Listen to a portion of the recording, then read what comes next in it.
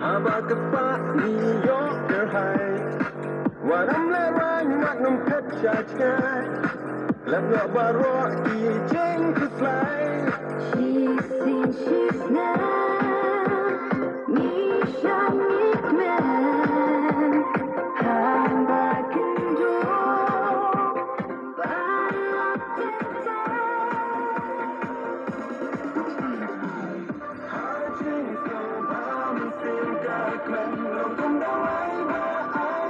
jing chen lang yang ka por what in no ai inside your mind ring her birthday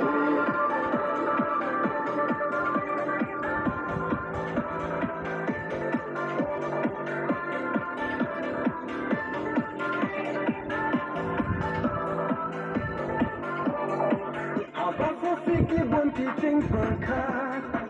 jing pang ki wan jing e ni ma jing phut phut thai đi tang ha jing kmen what so no way kum jong en shen Real spot me do Some like a man Arling in shine Arling in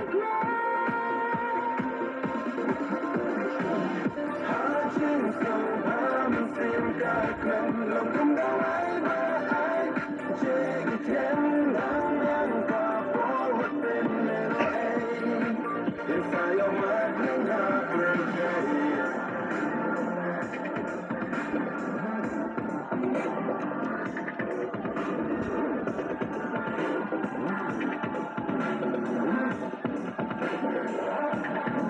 These funny looks I'm loving And she's seen, she's now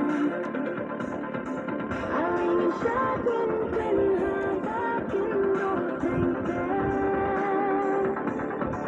These funny looks I'm loving And she's seen, she's now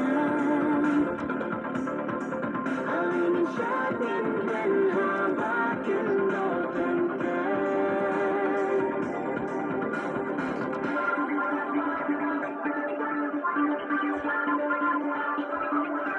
Thank you.